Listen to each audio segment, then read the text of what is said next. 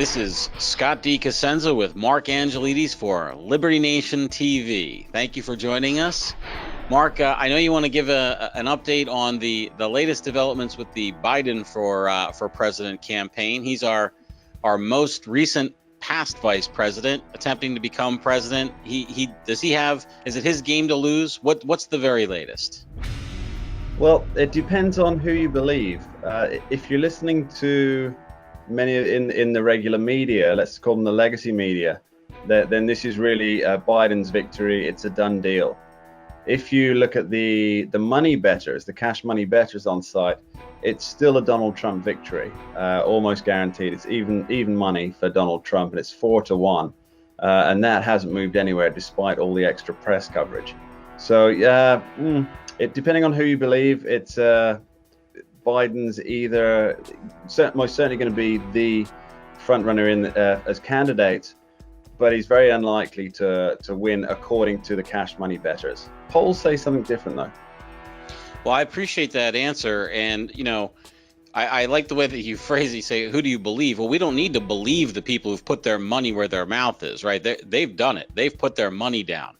The other folks are the speculators can speculate, but until somebody actually says, I've got skin in the game, it's just speculation.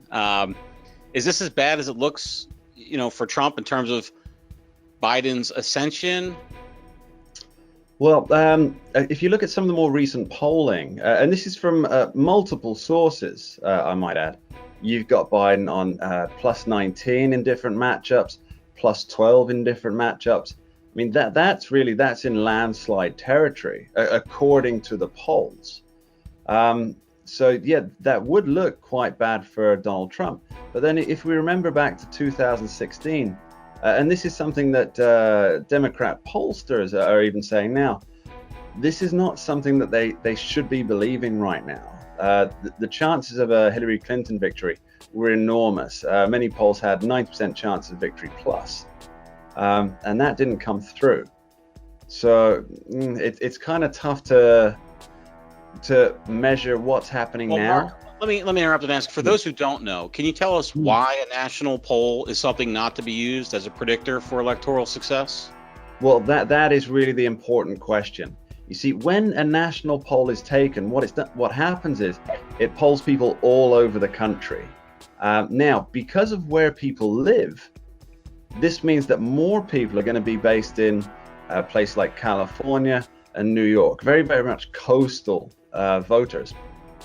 But those coastal states, they don't have any more or any less, they don't have any more electoral college votes, no matter how many people within that state vote for them. Biden could take 90%. I mean, I think Hillary Clinton got 67% in California in 2016. She could have got 100%, but that still would have only given her 55 electoral college votes. She was stunning and brave when she did it, Mark. So this is essentially a case of let's not look at the forest when we're really looking for individual trees. Is that about right? It's two completely different games, and people are just not understanding that they're playing opposite games here. Donald Trump doesn't need to win the popular vote to be a legitimate president. He needs to win the electoral college vote. Joe Biden doesn't need to win 100% of votes in California and New York to become president. He needs electoral college votes. And this is where the polls are all going wrong. They're taking national polls and trying to apply them to an electoral college system. It's two separate games. It's crazy. It's like you're playing American football and then you start playing soccer. It's just, I mean, one is a sport for men and the other is American Liberty football. Nation, we don't say American football. We just say football. There you go. We want to talk about soccer. You could say European football if you want to say that as a stand-in for soccer. But we call American football rugby for girls. But it's run. Okay. All right. Well, let me ask you to break out your crystal ball, please. Sure. We've got now the Democrats announced on Friday that they're going to have two separate debate stages. JV and a varsity, I guess, is how I like to refer to it, with all the front runners on the second night, where Biden will appear. Is it going to come down to Biden v. Trump? And if so, who's going to win the prize? If Biden can survive what the other candidates, the other Democratic candidates, are going to do to him, he's he's been vice president.